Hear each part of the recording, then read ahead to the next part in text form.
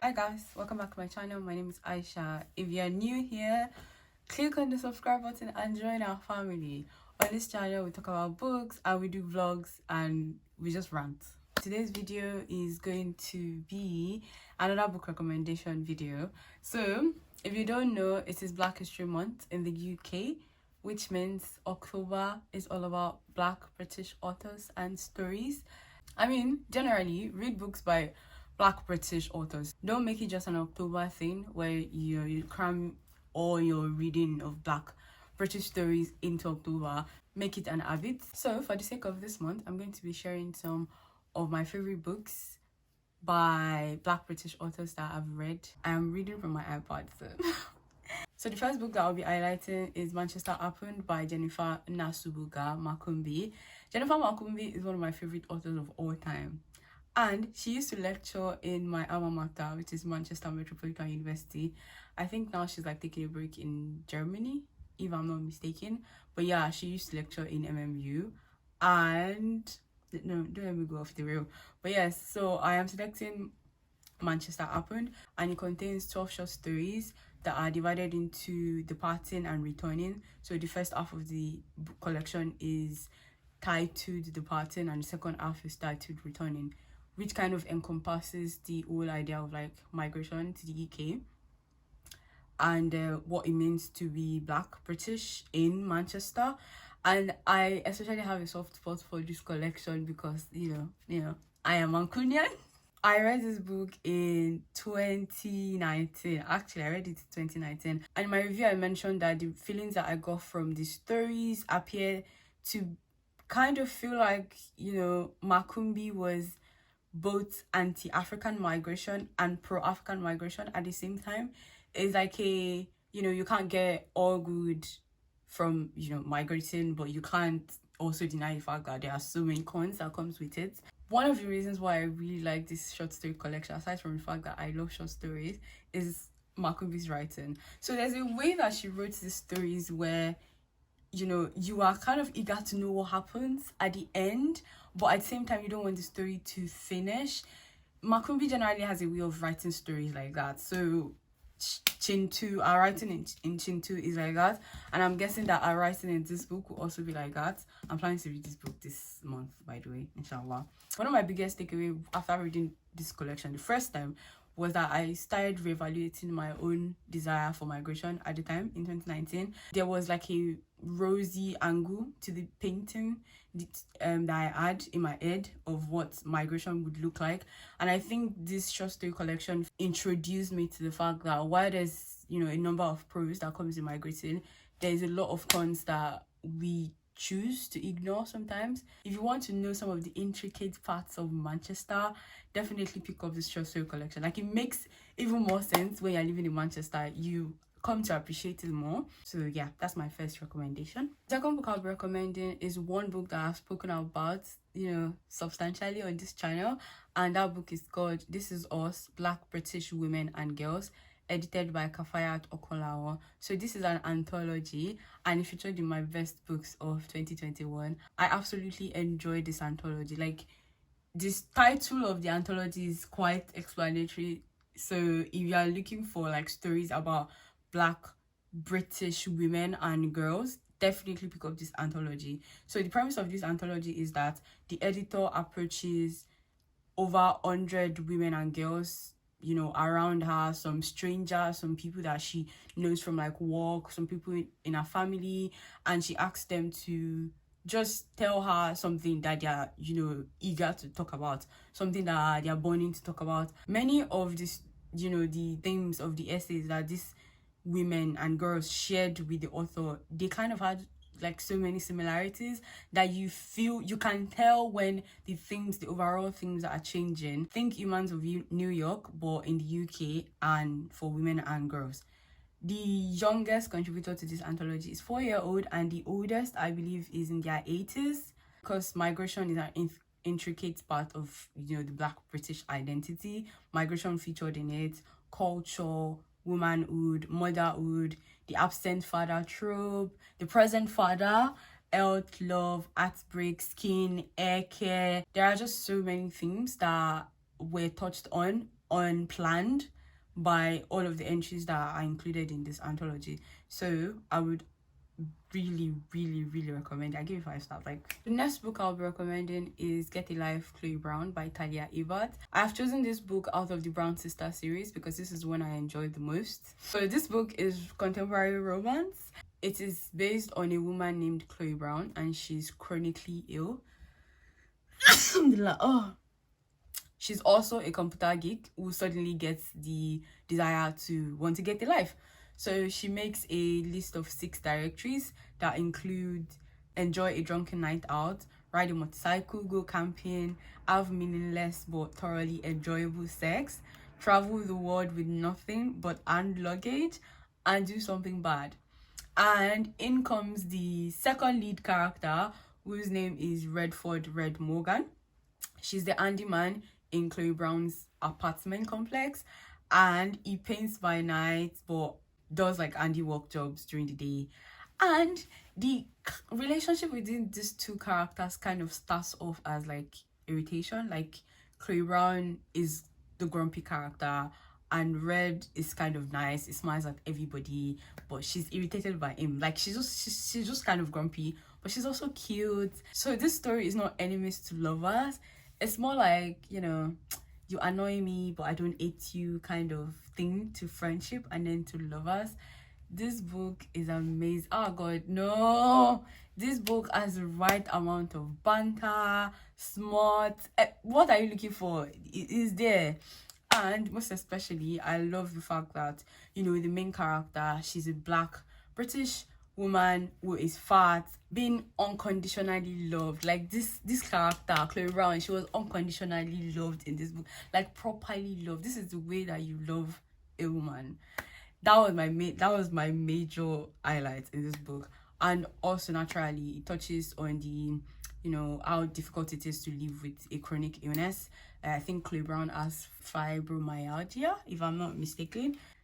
It's just beautiful. I love Chloe Brown and Red together. I miss them. Maybe I'll read this book. I think I'll read it. But yeah, this is my favorite of the Brown Sister series. Highly recommend. The next book that I'll be highlighting is called The Space Between Black and White by Eswanswa Jane Goldsmith. This is a memoir. And you guys, I don't like memoirs, but I love this book. I gave it 4 stars. And this is one of the 20 in 20 series that Jacaranda Publishers came up with in 2020. Basically published 20 books by Black British authors in 2020. So if you want to have a look at that list, you might find more books by Black British authors that you're interested in. So yeah, this book is an account of the author's life growing up mixed race in Britain. Our father is Ghanaian and our mother is white English. So when she was born, our father went back to Ghana, and she did not have a relationship with our father before she went back to Ghana in her older age.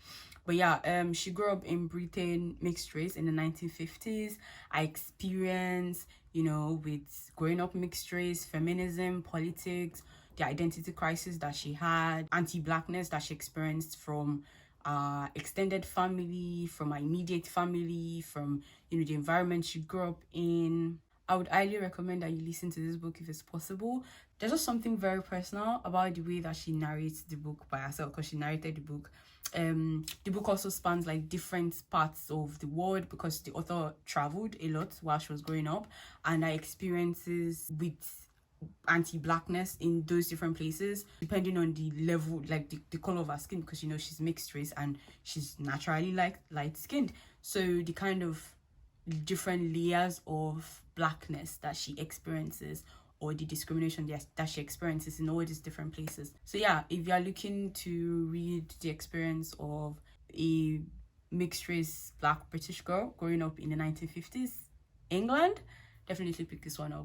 So the next book I'll be recommending is the first ever African literature I read in my entire life. This book changed my life, and I'll probably make like a separate vlog reading story time thing about this book. But yeah, this book is titled The Joys of Motherhood by Buchi Emecheta.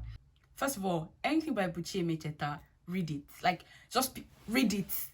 Anything Buche Mechata, read it. So this book is a classic, The Joys of Motherhood, and I first read it when I was 12. That was years ago.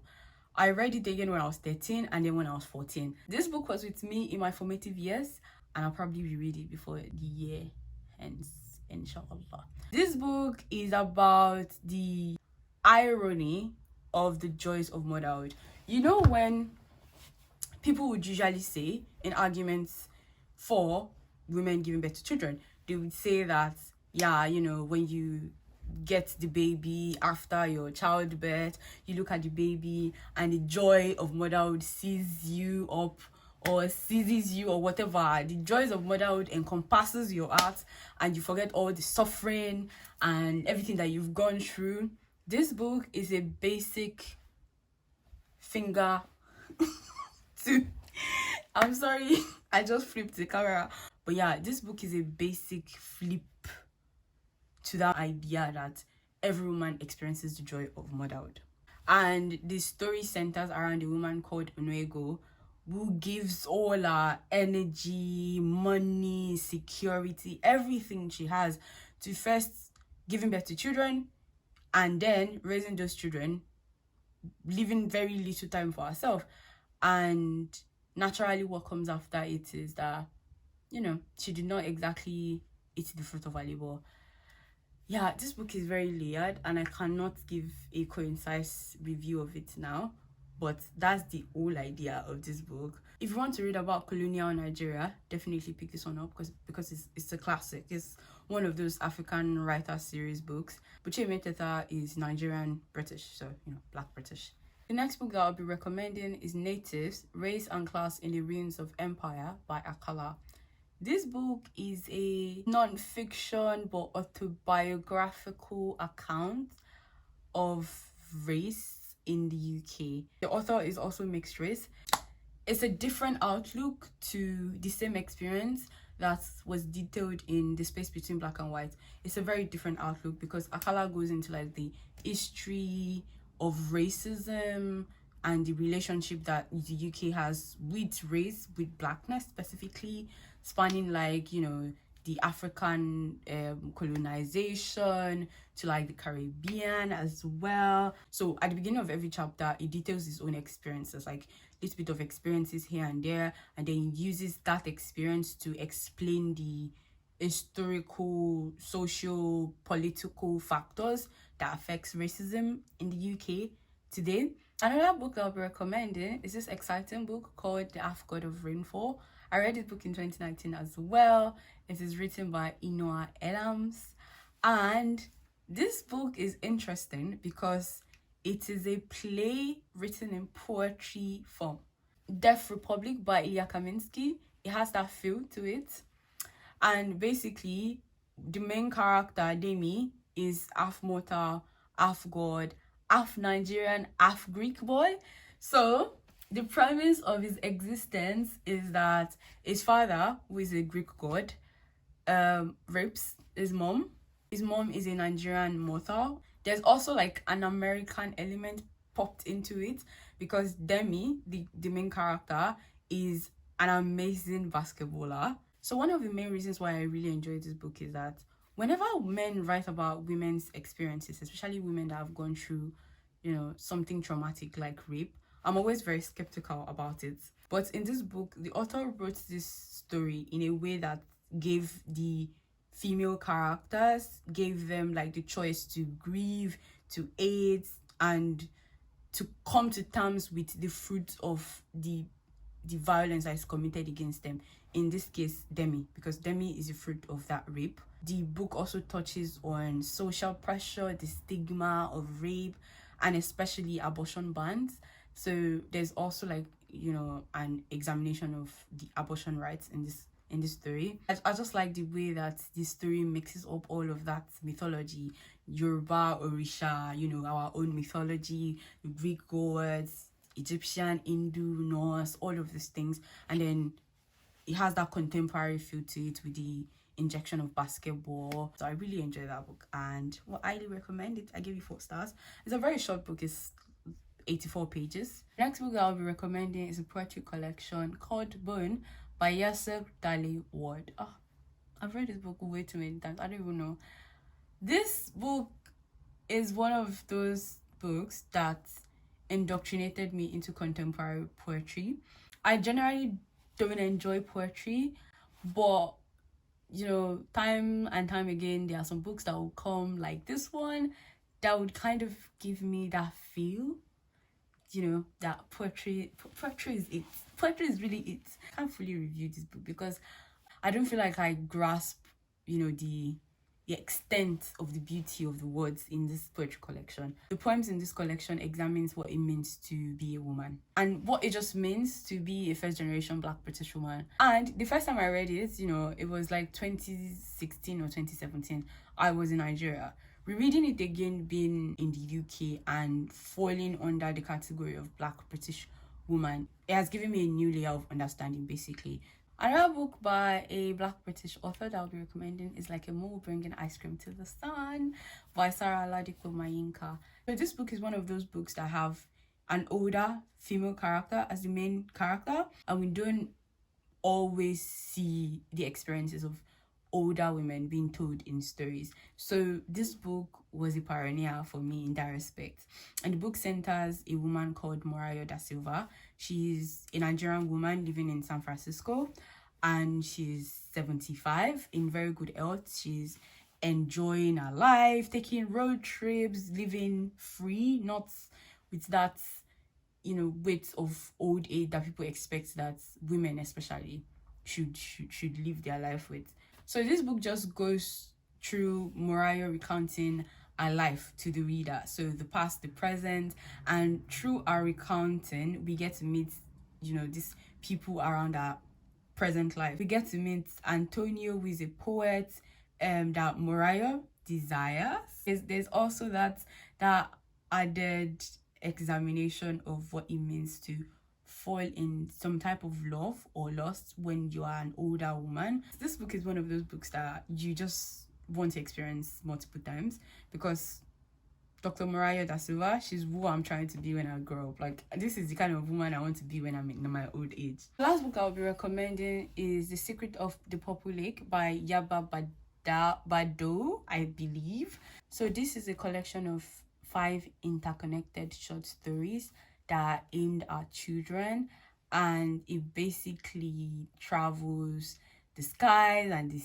seas of West Africa to Northern Europe and back. It has a lot of like magical realism.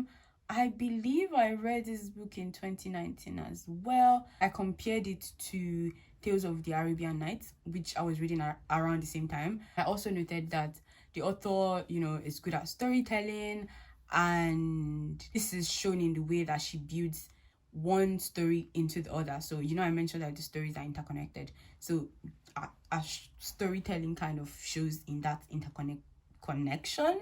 Even though it's kid lit, you can definitely enjoy it as an adult, and I give it 4 stars. We have come to the end of this video. I will try to read as many books as possible this month, so that when I come back from my October wrap-up, I would have more books by Black British authors to share with you. Let me know what you're reading for Black History Month in the UK. Oh, and I forgot to mention, there is something called Black Britathon that is organized by Heroine Corner. I would link her channel in the description box. She started last year, I believe, and it is basically when you just read the books by Black British authors in October. But yeah, thank you so much for watching this video, and I'll see you in my next video. Bye.